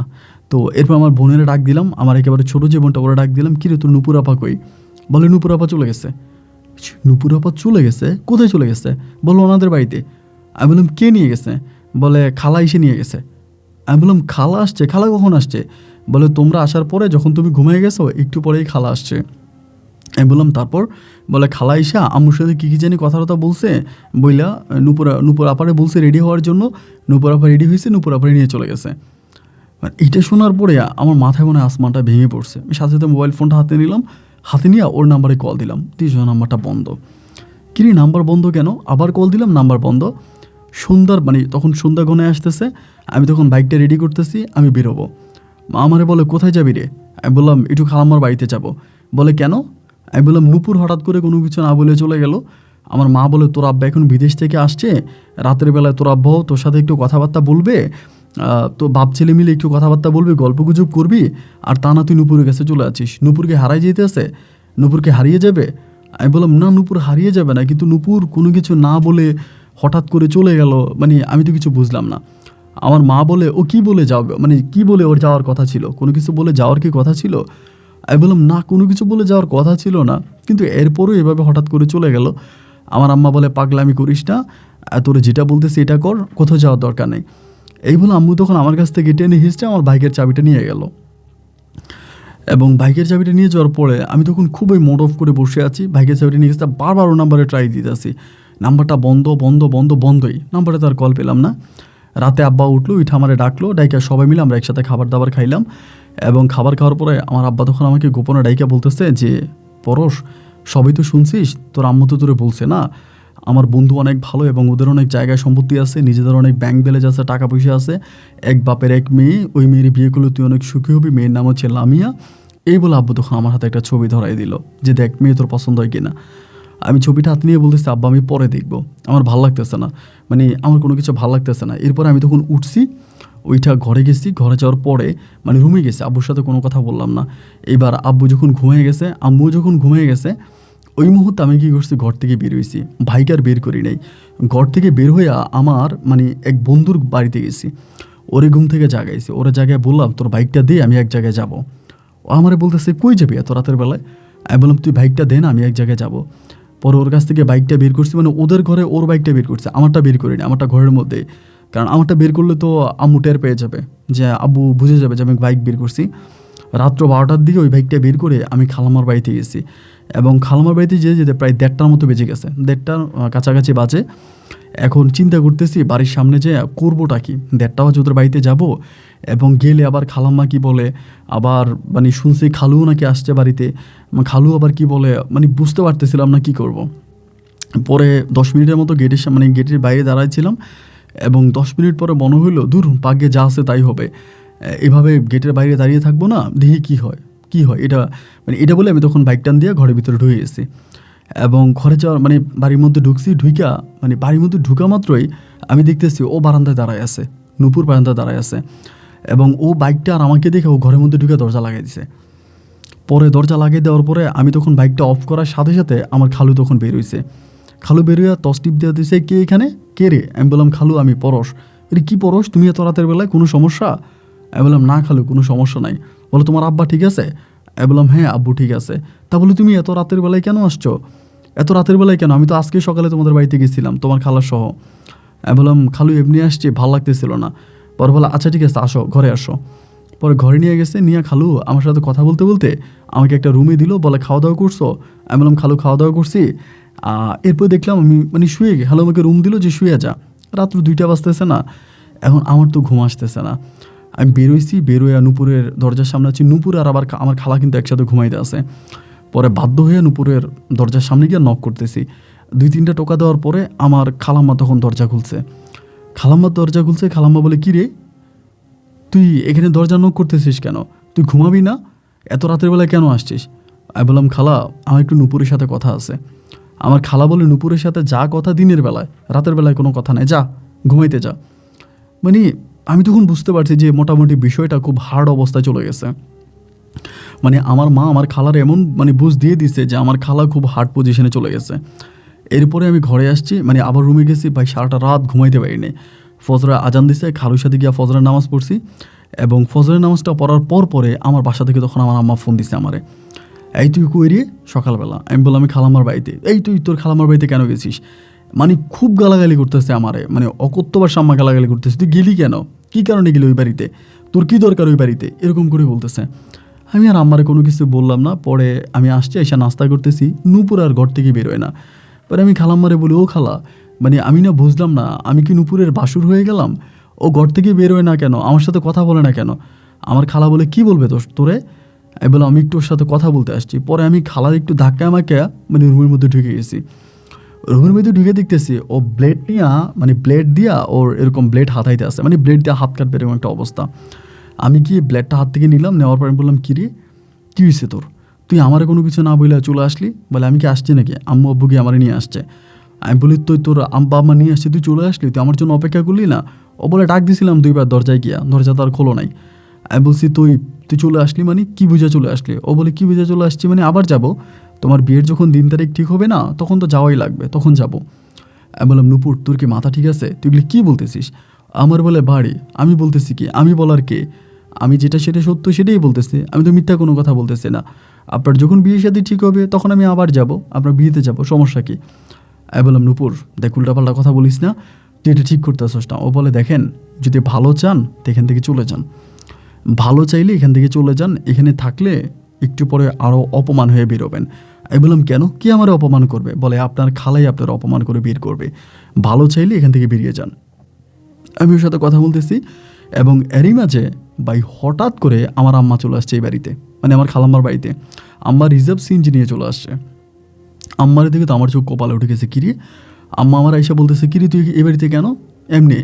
আমি তখন বললাম যে এমনি আসছে। বলে কেন আসলি? তোর আব্বা আসছে আজকে এত বছর পরে বিদেশ থেকে, তোর আব্বা সকালে নাস্তা করার সময় নাস্তার টেবিলে তোরা পাইলো না, তুই কী বুঝে এই বাড়িতে চলে আসলি, এই বাড়িতে আসলি কেন? মানে আম্মা জুতা নিতেছে আমার মারার জন্য। এরপরে নূপুর তখন সরে গেছে একদিকে, আমার খালা তখন বলতেছে যা তোর আম্মুর সাথে চলে যা। মানে আমারে আর কোনো কিছু বুঝতে দেওয়ার আগেই আম্মু তখন বলে উঠছি সিএনজিতে উঠ। আমি বললাম বাইক নিয়ে আসছি তো, আমার বাইক আছে। আম্মা বলে হ্যাঁ তাহলে বাইক টান দে, আমি তোর বাইকের পিছে পিছে আসবো। পরে আমি বাইক চালাইতেছি, মানে আম্মা বাইকের পিছনে পিছনে সিএনজি নিয়ে আসতেছে। সিএনজি ড্রাইভারে বলছে যে তার বাইকের পিছে পিছে আসে। বন্ধুর বাড়িতে বাইকটা দিলাম, দেওয়ার পরে আম্মা আমারে কানে ধরে বাড়িতে নিয়ে গেছে। বাড়িতে নিয়ে যাওয়ার পরে মানে আমার খুবই মন খারাপ। এবং এরই মাঝে আমার আম্মা কী করলো, আমার আব্বা কী করলো, ওই পরিবারের সাথে আমার বিয়ের দিন তারিখও ঠিক করে ফেলছে। মানে একটা দিন তারিখও ঠিক করে ফেলছে যে অমুক দিন বিয়ে হবে এবং এরপরের দিন আমার মেয়ে দেখতে নিয়ে যাবে। মানে এরপরের দিন আমার আব্বা আমার মেয়ে দেখতে নিয়ে যাবে। তো রাতের বেলায় আমি তখন আমার আম্মারে ডাক দিছি। আম্মুরে ডাক দিয়া আমি তখন বললাম, আম্মু তুমি তো সব কিছু জানো এবং জানার পর এগুলো কেন করতেছো? কি আমারও অপমান করার জন্য, না তোমরা অপমানিত হওয়ার জন্য? আমার মা বলে কি জানি, মানে আমি কি জানি? আমি বললাম তুমি কি জানো না নুপুরের সাথে আমার সম্পর্ক আছে? মা আমার বলে কি সম্পর্ক? সম্পর্ক তো আছে, তোরা খালাতো ভাই বোন এই তো। আমি বললাম না, এই সম্পর্কের বাইরেও আরেকটা সম্পর্ক আছে। আমার আম্মা বলে এর বাইরে আর কোনো সম্পর্ক থাকুক এটা আমি চাই না। আমি বললাম মা তুমি সব কিছুই জানো, এরপরও যেটা তোমরা করতেছো, যে বাড়াবাড়িটা তোমরা করতেছো, এটা কিন্তু ভালোর জন্য করতেছো না, এটাতে কিন্তু হিতে বিপরীত হবে। আমার মা তখন বলে তোর আব্বা তোর বিয়ের দিন তারিখ ঠিক করেছে, এখন শুধু ফর্মালিটি রক্ষা করার জন্য কালকে আমরা যাব এঙ্গেজমেন্ট করব, তুই কোনো কথা বলবি না, কালকে আমাদের সাথে যাবে। আমি বললাম কিয়ামত হলে তো আমি ওইখানে যাব না, কিয়ামত হইলে তো আমি আব্বুর সাথে যাব না। আমি তোমার একটা কথা বলি, নূপুর কি দেখতে শুনতে খারাপ? ওর কি চেহারা খারাপ? তাহলে কেন তোমরা নূপুরে আমার বিয়ে করাইবা না? মানে কারণটা কি? মানে নূপুর যদি দেখতে শুনতে খারাপ হইতো, ওর কোনো সমস্যা থাকতো, তাহলে মানতাম যে ঠিক আছে। তা ওর তো কোনো সমস্যা নাই, ও তো সর্বদিক থেকেই ঠিক আছে, তাহলে ওরই বিয়ে করলে সমস্যা কি? আমার মা বলে দেখ তোর খালা তো এমনিই আমার বোন, ওর তোর সাথে এমনি আমার সম্পর্ক আছে, আমি তোর নতুন জায়গায় বিয়ে করাবো, আমাদের একটা নতুন আত্মীয় হবে। মানে উনি আমাকে ওরকম করে বোঝাচ্ছে। আমি বললাম নতুন আত্মীয় তো দরকার নাই, তোমার সমস্যা কি? তোমার বোনের মেয়ে তোমার বাড়িতে থাকবে, এটা কি তোমার জন্য ভালো না? বাইরের একটা মেয়ে আনবা, ওই মেয়ে কেমন তো তুমি জানো না। আমার আম্মা বলে কথা বাড়াইস না, চল। মানে এই কথা বলে আমার তখন কি করছে ভাই, মানে আমি যে ঘরে ঘুমাইছি ওই ঘরে বাইরে থেকে তালা মেরে দিছে। মানে আমার রুমের দরজা বাইরে থেকে তালা মেরে দিছে, আমি বাইরে বেরোইতে পারি না, মানে সকালে আমি বেরোইতে পারতেছি না। সকালে আম্মা তখন গেট খুলছে, খোলার পরে আমার বলে চল রেডি হ। আমি বললাম মা তুমি কি শুরু করছো এগুলা? আমি তোমারে বলছি না আমি যাব না, আমি তো তোমারে বলছি আমি যাব না, এরপরও তুমি আমাকে কেন বলতেছো রেডি হওয়ার জন্য? আমি রেডি হবো কেন? আমি তো যাবোই না। মা আমারে বলে দেখ বাবা তোর আব্বার তো একটা মান সম্মান আছে, এবং তোর আব্বা আজকে এত বৎসর পরে বিদেশ থেকে আসছে এবং মেয়ের পরিবারের সাথে ফাইনালি কথাও হয়ে গেছে, এখন তো তুই না করতে পারস না। আমি বলছি মা আমি একটা কথাই বলি, আজকে যদি সূর্য পশ্চিম দিকে ওঠে মা, তারপরও আমি যাব না। আমি বলছি যাব না তো আমি যাব না, তুমি আমার কখনোই ওই বাড়িতে নিতে পারবা না। আমার মা বলে তাহলে তুই কী চাচ্ছিস? আমি বলে আমার চাও খুব সিম্পল, বিয়ে যদি করতে হয় তাহলে আমি নূপুরে বিয়ে করব। নূপুরকে ছাড়া অন্য মেয়েকে বিয়ে করা তো দূরের কথা, আমি এটা চিন্তাই করতে পারি না। আমার মা বলে আচ্ছা মেয়ে দেখতে গেলে কি বিয়ে হয়ে যায়? আমি বললাম না, দেখতে গেলে বিয়ে হবে মানে তোমরা এঙ্গেজমেন্ট করবা, বিয়ে দিন তারিখ ঠিক করছো। আমার মা বলে দেখ তোর আব্বারে অপমান করিস না, আমি এটা পরে ভেবে দেখবো, আপাতত আমরা ওই ফর্মালিটিটা রক্ষা করে আসি, তুই আপাতত চল এবং মেয়ে দেখে তুই চলে আসবি, এরপরেটা পরে। যেহেতু তোর আব্বা কথা দিয়ে ফেলছে, এখন না গেলে তো তোর আব্বার মান সম্মান থাকবে না, আমাদের মান সম্মানও থাকবে না, বাবা না ভালো তুই চল। মানে একরকম জোর জবস্তি করে আমাকে তখন ওই বাড়িতে নিয়ে যাওয়া হয়েছে। আমি গেছি, মেয়ে আমার সামনে আসছে, মেয়ে দেখছি, আসলে তো মেয়ের প্রতি তো আমার কোনো ফিলিংস নাই, আমার তো আমার নূপুরের জন্য কষ্ট হইতেছে, ওর জন্য খারাপ লাগতেছে। এরপরে আমি তখন বাড়িতে আসছি, মানে মেয়ে দেখে বাড়িতে আসছি, বাড়িতে এসে আমি হাঙ্গামা শুরু করছি, মানে চিল্লি শুরু করছি, এইটা ওইটা ভাঙাভাঙি করতেছি। তখন আব্বু বিষয়টা মানে যখন ভায়োলেন্স করতেছি, আব্বু তখন বুঝে গেছে যে কিছু একটা হয়েছে। আব্বু তখন আম্মুরে জিজ্ঞেস করছে এবং জিজ্ঞেস করার পরে আম্মু তখন আব্বুরে কি বলছে না বলছে আমি জানি না, আব্বু মানে খুব রাগারাগি করতেছে, মানে খারাপ একটা অবস্থা আব্বু তৈরি করে ফেলতেছে, মানে খুবই খারাপ অবস্থা। আব্বু চিল্লাচিল্লি করতেছে, এমন চিল্লাচিল্লি করে ওই দিন রাতের বেলায়ও আমার কী করছে, মানে বাইরে দিয়ে তালা মেরে রাখছে ঘরের মধ্যে। আমি তখন দরজা লাইতে শুরু করছি, দরজা লাইতে মানে ভেঙে ফেলবে এরকম একটা অবস্থা। দরজা যখন লাথি মারতেছি, আমার আম্মা তখন দরজা এসে খুলছে রাতের বেলা, তখন রাতের প্রায় 12:30টার মতো বাজে। আমি বললাম দরজা লাগিয়ে রাখছো কেন, দরজার মধ্যে কেন তালা মারছো? আমার মা বলে তুই কি শুরু করছিস? আমি বললাম আমি যেটা শুরু করছি ওইটার শেষ খুব ভয়ানক হবে, এরপর আমি বেরিয়ে যাচ্ছি। আমার আম্মা বলে তুই কই যাস? আমি বলে আমি আমার নূপুরের কাছে যাইতেছি। আমার মা বলে দেখ বাবা এইরকম করিস না। আমি তখন মায়ের ধাক্কা দিয়ে বেরিয়ে গেছি এবং জোর করে তখন বাইকটা বের করছি বাড়ি থেকে। বাইকটা বের করে ওই রাতে আমি আবারও বাইকটা এনে খালাম্মার বাড়িতে যাওয়ার পরে আমি তখন কী করছি, মানে নূপুর যে রুমে ঘুমাইতো নূপুর তো আলাদা একটা রুমে ঘুমায়। আমার তখন বাইকটা আমি রাস্তার মধ্যে পার্ক কইরা খালামার বাড়িতে ঢুকছি, মানে আপনার দেওয়ালের উপর দিয়া লাফাইয়া ঢুকছি। ঢুইকা নূপুর যে রুমে আছে ওই রুমের দরজা আমি নক করছি, মানে ওই রুমের জানালা আমি নক করছি, মানে বাইরে থেকে জানালা নক করছি। নক করার পরে 2টা নক করার পরে জানালার উপাস থেকে বলতেছে কে? নূপুরের কণ্ঠ তো আমি চিনি। আমি বললাম নূপুর, আমি পরশ। এটা বলার পরে তখন খুলছে, খুইলা কান্না করতেছে এবং ওর হাত দিয়া রক্ত পড়তেছে। পরে আমি বললাম কী ব্যাপার, তুমি হাত কাটছো কেন? ও বলতেছে আমি একটু আগে হাত কাটছি। আমি বলি কেন? ও বলে আমি আর পারতেছি না, আমার আর সহ্য হচ্ছে না, আমি কিন্তু আত্মহত্যা করে মরে যাবো। আমি বললাম তুমি এখন বেরিয়ে আসো, আমি তোমার এখন নিয়ে যাবো। বলে কই নিয়ে যাবো? মানে আমি বলি আমি তোমার নিয়ে পালাইয়ে যাবো, আমার চোখ যেদিকে যাবে সেদিকে চলে যাবো। আমি তোমাকে অনেক ভালোবাসি, আমি তোমার ছাড়া বাঁচবো না, তো প্লিজ তুমি আমার সাথে চলো, আমি আর কোনো কথা শুনতে চাই না, তুমি আসো। ও আমাকে বলে আমি বেরোতে পারবো না। আমি বললাম কেন? বলে মেন গেটে তালা মারা। আব্বু মেন গেটে তালা মেরে চাবি আব্বুর কাছে নিয়ে নিছে। আমি বললাম কেন মেন গেটে তালা মারছে কেন? বলে ডাকাত আসে বাড়ির মধ্যে, অনেক সমস্যা হয়, এই জন্য আব্বু মেন গেটে তালা মেরে রাখছে। আমি বললাম নূপুর তাই তুমি মেন গেট খোলো, তুমি তালা ভাঙো। ও বলে তুমি পাগল হইছো, তালা ভাঙলে আমাকে বেরোতে দিবে? আমি বললাম নূপুর প্লিজ, যে করেই হোক তুমি আসো, এভাবে আর থাকা যাবে না। এখানে আমার পরিস্থিতি অনেকটা হার্ড হয়ে গেছে, আমার বাড়ির পরিস্থিতি অনেকটা হার্ড। ও আমাকে বলে তুমি জানো, একটা কথা শুনলে তুমি অবাক হয়ে যাবা। আমি বলছি হ্যাঁ তুমি বলো। ও বলে আমার কষ্ট দেখা আমার মা ফোন দিছে তোমার আম্মুর কাছে। তো নূপুরের আম্মা কিন্তু ছোট, আমার আম্মা বড়। তাই আমি বললাম তারপরে? বলে আমার আম্মা তোমার আম্মুরে বলতেছে যে আমার মেয়েটার তো অবস্থা খারাপ, মেয়েটাও তো মনে হয় ছেলেটার অনেকটা ভালোবাসে এবং ছেলেটাও মেয়েটার অনেকটা ভালোবাসে, তো এই পাগলামিটা না করে নাহলে ওদের বিয়েটা দিয়ে দিই। মেয়ে যেহেতু পছন্দ করে, ছেলেও পছন্দ করে, এখানেই বিয়ে দিয়ে দিই। এরপরে আমার খালা মানে তোমার আম্মা আমার আম্মারে প্রচুর গালাগালি করছে এবং এরকম করে আমার আম্মারে বলছে তুই কি লোভে পড়ছিস, তুই তোর মেয়েরে আমার ছেলের পিছনে কি লেগে লাগাই দিছস, কী জন্য? আমার ছেলে তোর বাড়িতে গেছে, এখন যাওয়ার পরে তোর মেয়েটারে আমার ছেলের পিছনে লাগাই দিলি, এই তোরে আমি চিনি না, মানে যেরকম পারছে ওরকম নাকি আমার খালারে গালাগালি করছে। এবং খালা নাকি মানে মায়েরই গালাগালি শুই না আমার মানে নূপুরে নাকি মারছে পর্যন্ত। ওরে মাইরা বলছে আমি তোরে কাইটা গাঙ্গে বাসায় দিব, তারপরেও তুই কখনোই পরশের নাম মুখে আনবি না। আমি এরকম তো কথাবার্তা বলছি, দুইজনে মানে ফজরে আজান পর্যন্ত আমি রাস্তার মধ্যে ওর সাথে বসে বসে কান্না, মানে আপনার মধ্যে কান্নাকাটি করতেছি, মানে বারান্দার মধ্যে। ফজরে আজান দিয়ে দিচ্ছে, ও বল আব্বু এখন উঠবে। আমি বললাম তোমার আব্বু যদি উঠে তাহলে তুমি বেরিয়ে চলে আসো, আমি তোমার নিয়ে পালায়ে যাবো। ও আমার বলে এটা কখনোই সম্ভব না, আমি এখন বেরিয়ে যেতে পারবো না। আব্বুর মাত্র নামাজ পড়ে যাবে, আব্বু নামাজ পড়তে যাওয়ার সময় আবার গেটে তালা মেরে যাবে, আইসা আব্বা এরপরে গেট খুলবে, তুমি এখন চলে যাও, আমি তোমার সাথে ফোনে কথা বলবো। আমি বললাম তোমার কাছে মোবাইল আছে? বলে হ্যাঁ মোবাইলে একটা নাম্বার আমি একজনের কাছ থেকে চুরি করে একটা মোবাইল আনছি, ওইটা আমার কাছে আছে, আমি তোমার সাথে রাতের বেলায় কথা বলবো, তুমি যাও, আর দিনে কথা বলবো, তুমি যাও। এই কথা বলে ফজর আজানের পরে আমি তখন আসছি, আসার পরে দেখলাম ভাই রাস্তার উপর আমার বাইকটা নাই, মানে যে জায়গায় বাইকটা রেখে গেছি না, বাইকের কথা ভুলেই গেছিলাম। পকেটে হাত দিয়ে দেখি যে আমার চাবিটাও নাই, মানে আমি বাইকের মধ্যে চাবি রেখে রাস্তার মধ্যে বাইক রেখে আমি বাড়ির ভিতরে ঢুকে গেছি, মানে রাস্তার পাশে ছিল তো, ওইখান থেকে বাইকটা নিয়ে চলে গেছে, বাইকটা নাই। পরে বাইকটা না থাকার পরে কি করব ভাই বুঝতে পারতেছি না, এত সকালবেলা তো এখানে কোনো গাড়িও পাওয়া যাবে না। আমি প্রায় 2-3 মাইলের মতো জায়গা হাইটা হাঁটতেছি আর চিন্তা করতেছি কি করব, মানে কি করব, মানে কি সিদ্ধান্ত নেব, কি করব, মানে জাস্ট হাঁটতেছি আর চিন্তা করতেছি আর কান্না করতেছি। এমন করে হাঁটতে অনেক পরে তখন মানে আপনার একটা রিক্সা পাইছি, রিক্সা দিয়ে তখন আমি আপনার স্টেশন পর্যন্ত গেছি।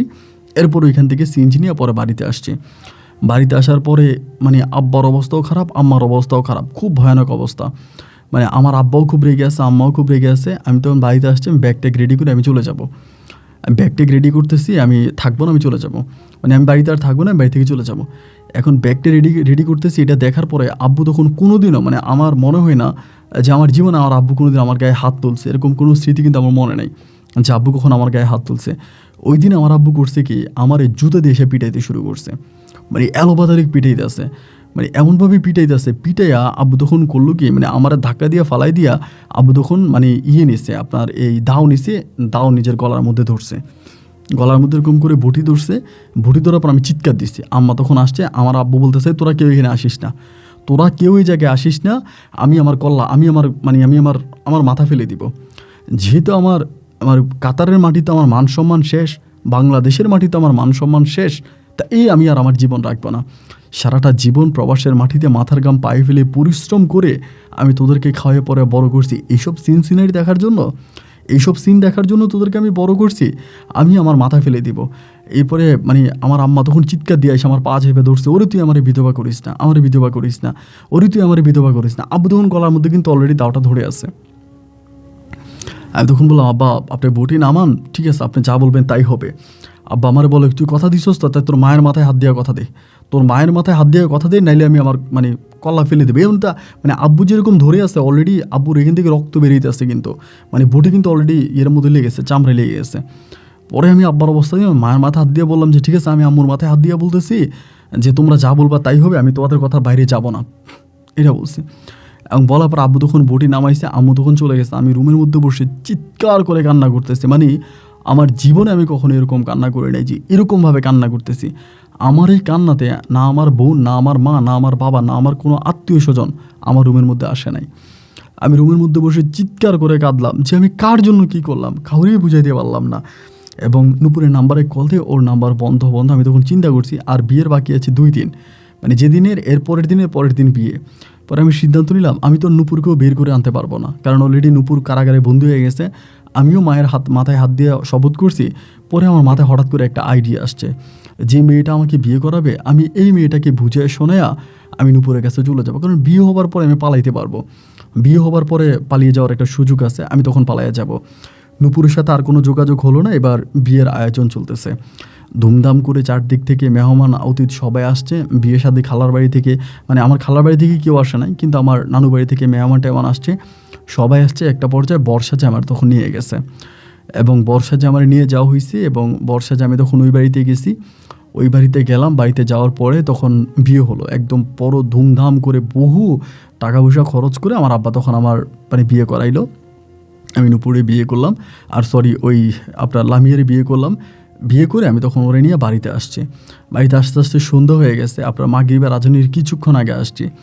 আসার পরেই তখন বাসর ঘর রেডি করতেছে, সবাই বাসর ঘরে যাইতেছে, বাসর ঘর বানাইতেছে।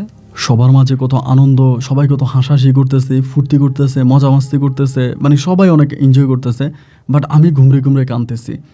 আমি এক পাশের দিকে তাকে চোখের পানি মুছতেছি আর কান্না করতেছি যে মানে আমার ভাগ্যটা কেন এরকম হলো, আমার ভাগ্যটা কেন এরকম হলো, আমি আর কত সহ্য করব, মানে আমি আর নিতে পারতেছিলাম না। বুকের ভিতর কষ্টটা পাথর হয়ে গেছিল, মানে পাথর হয়ে যাচ্ছিলাম। পরে এমন করতে করতে রাত 10টার দিকে আমাকে তখন বাসর ঘরে, আমার বউ তখন বাসর ঘরে গেল।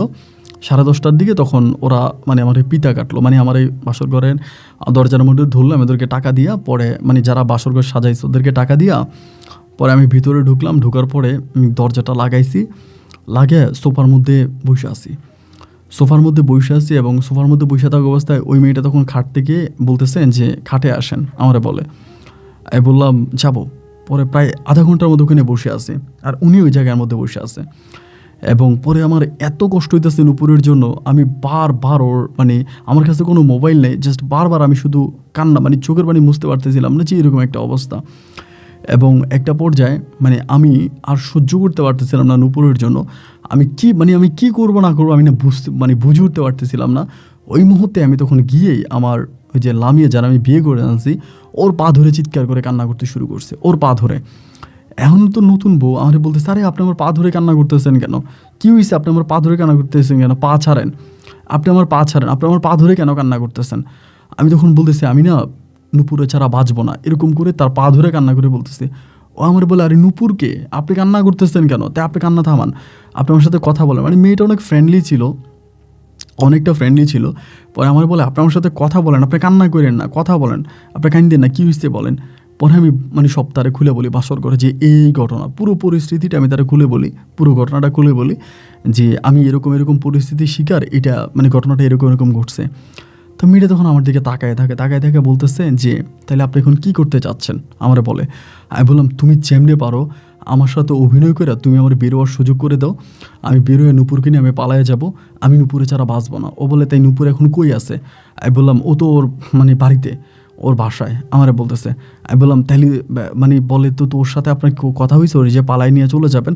আমি বললাম না, ওর সাথে আমার আজকে 2-3 দিনের মতো কোনো যোগাযোগ নাই।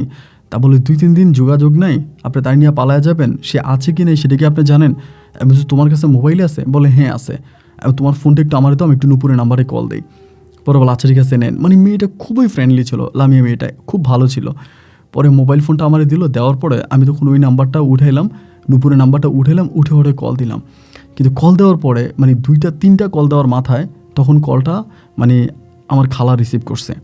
খালা রিসিভ করে বলতেছে কে, এবং মানে কে 2-3বার বলছে। বলার পরে আমি বললাম খালা আমি পরশ। এটা বলার পরেই মানে খালা যে আমার এত পরিমাণের গালাগালি করছে। খালা কিন্তু আমাদের বিয়েতে আসে নাই, মানে যেভাবে মুখ থেকে আসছে ওভাবে গালাগালি করছে, গালাগালি করে লাইনটা কেটে দিয়েছে। আমি আবারও কল ব্যাক করছি, এবং কল ব্যাক করার পরে খালা এবার মানে আমার কল দেওয়ার পরে খালা রিসিভ করে এবার কান্না করতেছে, মানে মানে চিৎকার করে কান্না করতেছে। পরে আমি বললাম যে খালা কান্না করতেছেন কেন, আমি একটু নূপুরের সাথে কথা বলবো, একটু নূপুরের মোবাইলটা দেন। পরে আমার বলে নূপুর নাই। পরে নাই বলে তুমি ভয় পেয়ে গেছি, কি মরে গেল নাকি? আমি বললাম নাই মানে কী হয়েছে ওর? পরে বলতেছে নূপুর নাই, নূপুর চলে গেছে, নূপুর একটা চিঠি লিখে চলে গেছে। আমি বললাম চিঠি লিখছে? কী চিঠি লিখছে?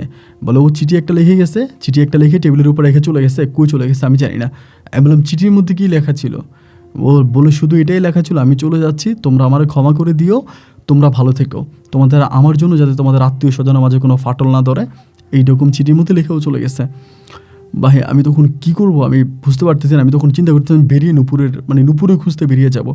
এমন সময় লামিয়া তখন আমার ধরে বলতেছে আপনি যেরকম লাফালাফি করতেছেন এইভাবে কিন্তু আপনি আপনার ভালোবাসার মানুষরা পাবেন না, এইভাবে চিল্লাচিল্লি করলে ওনারা পাওয়া যাবে না। আপনি একটু রিল্যাক্স হন, আপনি একটু ঠান্ডা মাথায় চিন্তা করেন আপনি কী করবেন। আপনি এখন বেরিয়ে গেলে পরিস্থিতি আরও ভয়ানক হয়ে যাবে। আপনি বুঝতেছেন আপনার পরিবার এরপরে কী করবে আপনার সাথে? আপনি তো আমাকে পুরো কাহিনীটাই বলছেন, আমি তো সব কিছুই বুঝছি, এখন আপনাকে তো ধৈর্য ধরতে হবে। আমার সারাটা রাত আমার মাথার মধ্যে পানি ঢালে, আমার মাথার মধ্যে তেল দিয়ে আমাকে বুঝায়, আমি সারাটা রাত বুঝছি। পরে আজান দিছে, আমি বললাম তাইলে এই নূপুর লামিয়া আমি একটু নামাজ পড়ে আসি। আমার বলে শোনেন আপনি এখন নামাজ পড়তে যাইয়েন না, নামাজ পড়তে গেলে আরও সমস্যা হবে, আপনি ঘরে থাকেন, কারণ নামাজ পড়তে গেলে আরও ডাউট করবে, আপনি ঘরে থাকেন। আপনি আমার সাথে এমনভাবে কথা বলবেন, এমনভাবে মিশবেন যাতে আপনার পরিবার কোনোভাবেই জানতে না পারে যে আপনি আমাকে এগুলো সব বলে দিছেন বা আমি সব কিছু জানি। আপনি যাতে জানতে না পারে, জানলে কিন্তু আপনি বিপদে পড়বেন, আপনি এখান থেকে বেরোতে পারবেন না। আমি বললাম হ্যাঁ ঠিক আছে, তাহলে তুমি আমাকে হেল্প করো। আমি বললাম আচ্ছা ঠিক আছে। পরের দিন ওদের বাড়ি থেকে মেহমান আসছে, এবং ওদের বাড়ি থেকে মেহমান সবাই আসছে। আসার পরে তো ওদের বাড়ি থেকে মেহমান এসে তখন আবার আপনার লামিয়ারি নিয়ে চলে গেছে, লামিয়ারি নিয়ে গেছে। এবং এর পরের দিন আমি আড়াইয়াতে যাব আর কি লামিয়ারি নিয়ে আসার জন্য। আপনি শুনলে অবাক হয়ে যাবেন, আড়াইয়াতে একটা ছেলে আড়াইয়া করতে যাবে, মানে শ্বশুরবাড়িতে যাবে, তার বাবা কি তার সাথে যায়? আমার আব্বা আমার সাথে গেছে, আমার আম্মা আমার সাথে গেছে। মানে লজ্জায় মানে এরকম ঘটনা আমি জীবনেও শুনি নাই। আমার আব্বা আম্মা আমার সাথে আড়াইয়াতে গেছে, যেখানে আড়াইয়াতে যায় বন্ধুবান্ধব।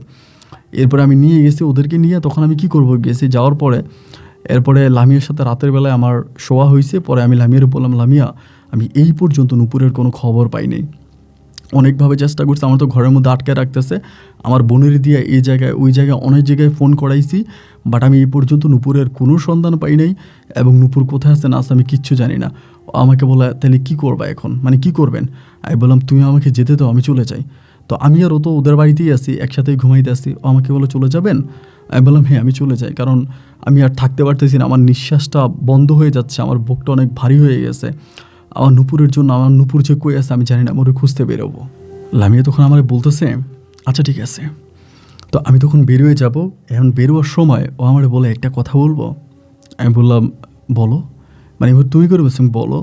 পরে বলে আপনি আপনার ভালোবাসার মানুষ নূপুরের জন্য চলে যাচ্ছেন এই মধ্যরাতে, এবং আপনি চলে যাচ্ছেন আপনার ভালোবাসার মানুষকে আপনি ভালোবাসেন, ভালো কথা, তার জন্য চলে যাচ্ছেন। তবে আমার একটা প্রশ্নের জবাব দিয়ে যাবেন? আমি বললাম হ্যাঁ হ্যাঁ হ্যাঁ দেবো, বলো।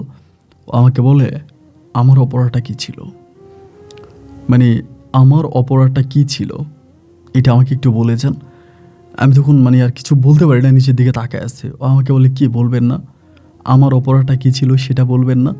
আমি তখন বললাম তোমার অপরাধ তো নাই। আমাকে বলে তাহলে আমার জীবনটা যে নষ্ট করে দিলেন। পরে আমি বললাম তাহলে কি করব, আমি কি যাব না? ওর একটা হাসি দিয়া বলে যান, আমি আপনাকে মাফ করে দিয়েছি, আপনার প্রতি আমার কোনো অভিযোগ নেই, আমার ভাগ্যে যা আছে তাই হবে, আল্লাহ আমার ভাগ্যে যেটা লিখে রেখেছি সেটাই হবে, জোর করে তো আর কারোর সাথে সংসার করা যায় না। আপনি ভালো থাকেন। এবং যাওয়ার সময় ওর হাতের বালা, কানের ধুল, স্বর্ণের চেন এগুলো আমার হাতে দিছে, বলে এগুলো আপনি নিয়ে যান, এগুলো আপনার কাজে আসবে আপনাদের নতুন সংসারের জন্য। আমি বললাম না না না তুমি এগুলো দিও না, এগুলো তোমার বিয়ের জিনিস। আমাকে বলে আরে না এগুলো তো আপনার আব্বাই তো আমাকে দিছে, তাই না, আপনারাই তো দিয়েছেন, আপনি নিয়ে যান। পরে অনেকগুলো গোল্ড ও আমাকে দিল। আমি তখন এগুলো পকেটে পরে রাত 2টা প্রায় 2:30টার দিকে আমি তখন ঘর থেকে বেরিয়েছি। তো আমাকে বলে, এই রাস্তা দিয়ে সোজা হাঁটতে থাকবেন, কেউ কারোর সাথে দেখা হইলেও কথা বলবেন না, আর আপনি সোজা চলে যাবেন ওই বাজার দিয়ে সোজা গেলেই আপনি হাঁটতে হাঁটতে গেলেই আপনি এই মানে বাজার পেয়ে যাবেন। বাজারে অলওয়েজ সিএনজি থাকে, তো যে কোনো একটা সিএনজি বা রিক্সা দিয়ে আপনি স্টেশনে চলে যাবেন, ওইখান থেকে আপনার যেদিকে খুশি ওদিকে চলে যেতে পারবেন। তো ঘর থেকে বের হইতে আসছি এবং খুব কষ্ট হইতেছে আমার, মানে আসলে লামিয়ার জন্য কষ্ট হইতেছে, কারণ ওর তো কোনো অপরাধ নাই, ও তো পরিস্থিতির শিকার। পরে ওইখান থেকে বেরোইলাম, বেরোয়ার পরে এই যেভাবে বলছে ওভাবে হাঁটতে হাঁটতে হাঁটতে হাঁটতে অনেক হাঁটার পরে নাইট মানে রাতের বেলায় কিছু গাড়ি থাকে, মানে আপনার সিএনজি থাকে, ওই একটারে ধরে তখন স্টেশন পর্যন্ত গেছি। বাস স্ট্যান্ডে গেলাম এবং যাওয়ার পরে চিন্তা করতেছি আমি কই যাব, মানে কোথায় যাব এখন, নূপুর কোথায় আছে এটা তো আর আমি জানি না। পরে ওইখানে যাওয়ার পরে আস্তে আস্তে করে আলো ফুটলো, আলো ফুটার পর আমি খালাম্মাদের বাজারে গেলাম। প্রথমে খালাম্মাদের বাজারে গিয়ে আমি তখন প্রথম ওর কানের দুলটা বিক্রি করলাম, 2টা কানের দুল বিক্রি করলাম। স্বর্ণকারের দোকান খোলার সাথে সাথে বিক্রি করে একটা মোবাইল ফোন কিনলাম, একটা সিম কিনলাম, এবং খালাম্মার নাম্বারটা আমার মুখস্থ আছে, আপনার নাম্বারটা নূপুরের নাম্বারটাও মুখস্থ আছে। তো আমি প্রথমে লামিয়ার নাম্বারটাও মুখস্থ ছিল, ওরে ফোন দিয়েছে, ওরে ফোন করে বললাম যে এই ঘটনা। ও আমাকে বলে আচ্ছা ঠিক আছে সমস্যা নাই, আপনি যান। আমি বললাম মানে এখানকার পরিস্থিতি কি এখন? আমাকে বলি এটা তো আর আপনার জানার দরকার নেই, এখানকার পরিস্থিতি যদি আপনি জানতে চান তাহলে আপনি আর আপনার ডেস্টিনেশনে পৌঁছাতে পারবেন না। আপনি এখানকার পরিস্থিতি চিন্তা না করে আপনি আপনার পরিস্থিতি চিন্তা করেন, আপনি যান। এরপরে আমি চিন্তা করলাম যে পরে আমি খালাম্মারে ফোন দিছি, খালাম্মা আমার ফোন রিসিভ করে না। নূপুরের নাম্বারে কল দিছি, তো অনেক কল দেওয়ার পরে খালাম্মা রিসিভ করছে। পরে আমি বলি খালাম্মা নূপুরের কি কোনো সন্ধান পাওয়া গেছে? খালা বলে না। তুই কই আমারে বলে। আমি বললাম খালা আমি নূপুরে খুঁজতে বেরিয়ে গেছি। পরে খালা আমারে বলে দেখ আমার মেয়ের জীবনটা তো নষ্ট হয়েছে, আমাদের জীবনটাও নষ্ট হয়েছে, তুই তোর জীবনটা নষ্ট করিস না, তোর বাবা মায়ের জীবনটা নষ্ট করিস না, তুই যে মেয়েটার বিয়ে করছিস তার জীবনটা নষ্ট করিস না, বাবারে তুই পাগলামি করিস না, তুই তোর জীবনটা সুন্দর করে সাজা। আমার মেয়ে বেরিয়ে গেছে, আমার মেয়ে যেখানে গেছে সেখানে যাক, এটা জানা তোর আর দরকার নেই, তুই চলে যা, তুই আর আমারে ফোন দিস না। পরে আমি কি করব, মানে আর বুঝতে পারতেছিলাম না। বুঝতে পারার পরে আমি তখন ওইখান থেকে নূপুরের বান্ধবী অনেককে আমি চিনতাম, যেহেতু ওর সাথে আমি একসাথে ওদের এলাকাতে ছিলাম, ওদের সাথে চলাফেরা করছি, অনেকগুলো মেয়েরই চিনতাম। এবার একটা একটা করে আমি মেয়েদের বাড়িতে যাইতে শুরু করছি। কোনো মেয়ের বাড়িতে গেলে কোনো মেয়ে কথা বলে, আবার কোনো মেয়ে বলে না, কারণ গ্রামের ফ্যামিলি না, গিয়ে যদি আমি একটা বাইরের ছেলে কথা বলতে চাই তো মেয়ের মানে নর্মালি মেয়ের বাবা মা তো আর কথা বলতে দিবে না। এরপরও সবার সাথে কথাবার্তা বলি যে কি হয়েছে না হয়েছে, যাই কথা বলি, কিন্তু কেউই আসলে বলতে পারতেছে না যে অ্যাকচুয়ালি নূপুর আছে কোথায়। নূপুরের ঠিকানা আমাকে সঠিকভাবে কেউ দিতে পারে না। পরে এমন করে খোঁজাখুঁজি করতে করতে করতে করতে একটা মেয়ে তখন আমারে বলতেছে যে ভাইয়া ও বলছে আমাকে ঢাকায় চলে যাবে, আমার সাথে ওর কথা হয়েছিল যখন আপনার বিয়ে ঠিক হয়ে গেছে বা আপনি বিয়ে করে ফেলবেন, ও আমারে বলছে ও ঢাকায় চলে যাবে। তাই আমি বললাম ঢাকায় কোথায় যাবে, এটা কি জানো? বলেন না এটা জানি না, তবে ও ঢাকায় চলে যাবে, আমাকে শুধু এটাই বলছে। আমি ওরে খুঁজতে বেরিয়েছি, মানে ওরে খুঁজতেছি, না না না ভাই, টোটালি 4টা মাস আমার আমি ঘুমাই নাই খাই নাই। আমি শুধু বলছি ও ঢাকা গেছে, আমি শুধু ঢাকায় ওরে খুঁজতাম। ধরেন গার্মেন্টসে চাকরি করে না মেয়েরা, গার্মেন্টসের সামনে গিয়ে দাঁড়ায় থাকতাম যে ওরে দেখি কিনা, মানে যে কোনো কারখানায় মেয়েরা চাকরি করে ওগুলোর সামনে গিয়ে দাঁড়াই থাকি যে কোথাও আমি ওরা পাই কিনা, যে কোনো কারখানায়ও আছে কিনা, কোনো জায়গায় আছে কিনা। না, ওরে আমি আর কোথাও পাইনি, মানে ওর কোনো সন্ধানে আমি পাই নাই, মানে ওই জায়গায় এই জায়গায় মানে সব জায়গায় আমি খুঁজে বেড়াইছি। এবং ওইখানে গেছি আপনার ওর এই বাড়িতে ওই বাড়িতে, মানে অনেক জায়গায়, মানে এমন কোনো জায়গা নেই যে আমি ওরে খুঁজি নাই। পরে 4টা মাস ঢাকা শহরে পাগলের মতো ওরে খুঁজি, 4 মাস ওরে পাই না। না পাওয়ার পরে আমি আবার লামিয়ার সাথে কথাবার্তা বলি, মাঝে মাঝে লামিয়ারে ফোন দেই। লামি আমার বলে দেখেন না পাওয়া যায় কিনা, কবিরাজ তান্ত্রিক মানে কিছুই বাদ রাখি নাই। বড় বড় কবিরাজদের কাছে যাইতাম, কবিরাজের শরণাপন্ন হইতাম যে কোথাও নিয়ে গেছে কিনা, কবিরাজরা বলে জিনে নাকি নিয়ে গেছে, ওইগুলা বলে। তো এরপরও আমার টাকা শর্ট পড়ছিল। আমি লামিয়ারে ফোন দিয়েছিলাম, ফোন দেওয়ার পরও আমারে বলে যে টাকা সমস্যা নেই, টাকা লাগলে আপনি নিয়ে যান। তা আমারও আরও টাকা পাঠাইতো বিকাশে, এমনি টাকা পাঠাইতো। আমি ওরে খুঁজতেছি। আমি প্রায় দীর্ঘ 1.5 বছর এই ঢাকা শহরে, শেষ পর্যন্ত 1.5 বছর আমি ঢাকা শহরে ওরে খুঁজি।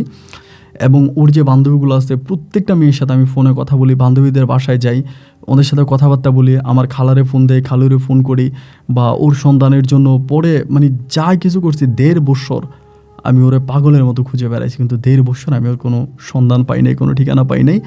এবং 1.5 বছর পরে সবশেষ ক্লান্ত শরীর নিয়ে আমি বাড়িতে ফিরে আসছি। মানে আমার বাড়িতে ফিরে এসেছে, আমার আব্বা আবার বিদেশে চলে গেছে। এই ঘটনার পরে আব্বু আবার আব্বুর মতো করে চলে গেছে, তার বন্ধুর সাথে তার মানে সম্পর্ক একেবারেই শেষ, চলে গেছে। আবার এমে যে আব্বু মানে একবার স্ট্রোকও করছে, এই ঘটনার পরে হার্ট অ্যাটাক করছে, হসপিটালে ছিল দীর্ঘদিন। আমি আর আসি নাই। 1.5 বছর পরে বাড়িতে আসছি, আইসা পাগলের মতো ঘুরতেছি, তাও ওরে খুঁজতেছি, ওরে আর পাই না। এরই মাঝে আমি বাড়িতে আসার প্রায় 2 মাস আগে লামিয়ার অন্যত্রে বিয়ে হয়ে গেছে, অন্য আরেকটা জায়গায় বিয়ে হয়ে গেছে। তো ও আমাকে বিয়ের আগে বলছিল যে আমি কি করব। তাই আমি বলছি বিয়ে বসে যাও। আসলে মানে আমি তো কোনোদিনও তোমাকে স্বামীর অধিকারটুকু দিতে পারবো না। আমার জীবনে যা আছে সবই তো আমি নূপুরের জন্য শেষ করে দিয়েছি, আমার তোমাকে দেওয়ার মতো কিছুই নেই। তো এরপরে ও চলে গেছে, মানে ওর বিয়ে হয়ে গেছে। বিয়ে হয়ে যাওয়ার পর বাড়িতে আসছি, আসার পরে আমার বোনগুলোর একে একে বিয়ে হইতেছে। তো আমার আব্বা আর আমার সাথে কথা বলে না, আম্মু মোটামুটি খুব খারাপ ব্যবহার করে, বাসায় থাকতেছি এইটা ওইটা। পরে একটা পর্যায়ে বাধ্য হয়ে বাসা থেকেও চলে আসছি।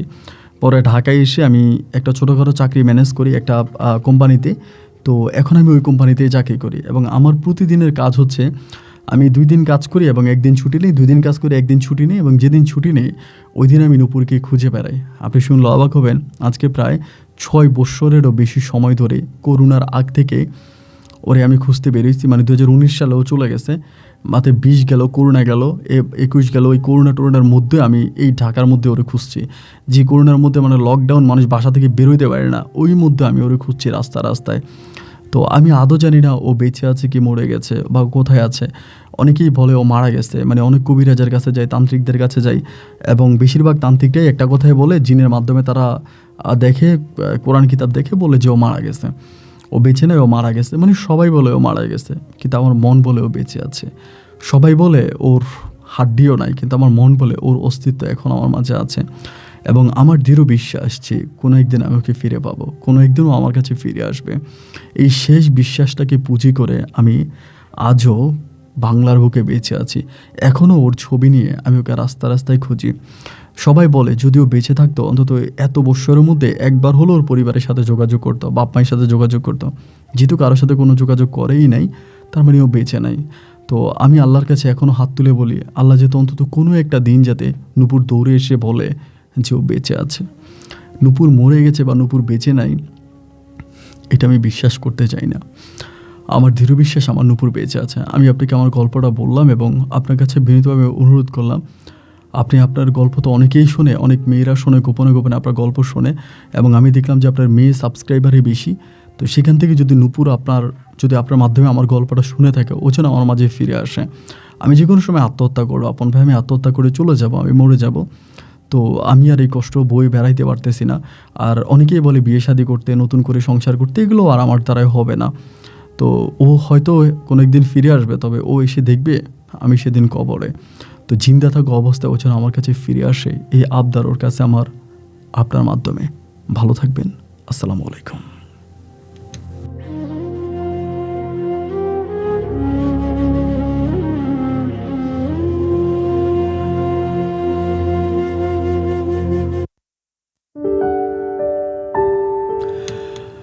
বন্ধুরা, সবাইকে অসংখ্য ধন্যবাদ এই পর্যন্ত আমার সাথে থেকে রাজশাহীর ভাই পরশের জীবনের বাস্তব গল্পটা আমাকে শোনার জন্য। বন্ধুগণ, জীবনের বাস্তবতা হার মানিয়ে দেয় গল্প, সিনেমার রূপকথা। মাঝে মাঝে কিছু পরিবার, আমি এরকম আসলে এর আগেও এরকম অনেক গল্প পেয়েছি, মাঝে মাঝে কিছু পরিবার মনে করে তাদের সন্তানরা হচ্ছে তাদের কী বলে যে পোষা পালিত প্রাণী, এরকমটাই মনে করে যে আমার সন্তান আমার পোষা পালিত প্রাণী, যে আমি যা বলবো তাই হবে। না ভাই, সন্তান সে তার মাইন্ড নিয়ে বড় হয়েছে, বিয়েটা সে করবে। আমি বারবার বলি, আমাদের এই সমাজে ডিভোর্স, তালাক দিনে দিনে এত বেশি বেড়ে যাচ্ছে যে একটা সময় আমার মনে হয় যে বিয়ে প্রথাটাই আর থাকবে না। বাট এই গল্পের মাঝে আমি লামিয়া নামের মেয়েটার যে পেলাম, মাইন্ড ব্লোয়িং পার্সন, এরকম পার্সন হতেই পারে না। সে নিতান্তই এতটাই ভালো মানের মেয়ে ছিল। আমি গল্পটা যখন পড়তেছিলাম প্রথম দিকে, আমি ভাবছিলাম যে লাস্ট পর্যন্ত হয়তো লামিয়া থাকবে বা পরশ হয়তো লামিয়ার কাছে যেতে পারবে, কিন্তু ভাগ্যের কি নির্মম পরিহাস যে লামিয়ারও বিয়ে হয়ে গেল। আর সে মেয়েটা অনেক বছর অপেক্ষা করেছে, আর কত, এক বাপের এক মেয়ে, দেন অন্য কোথাও বিয়ে হয়ে গেছে, কিন্তু পরশ শেষ পর্যন্ত কোনো কুলেই যেতে পারলো না। গল্প যে পর্যন্ত শুনলাম বা গল্প শুনে যতটুকু বুঝলাম, আমারও আসলে মনে হয় না যে নূপুর বেঁচে আছে। কারণ যদি বেঁচে থাকতো অন্তত আজকে প্রায় 6-7 বৎসরের মতো হয়ে গেছে, এই বয়সগুলোর মাঝে, এই সময়গুলোর মাঝে একটাবার হলো মেয়ে তার পরিবারের সাথে যোগাযোগ করতো, অন্তত একটাবারের জন্য যোগাযোগ। যেহেতু যোগাযোগ করেন এই পর্যন্ত, I am not sure, but আমার কাছে কেন জানি মনে হয় যে মনে হয় বেঁচে নাই আর কি।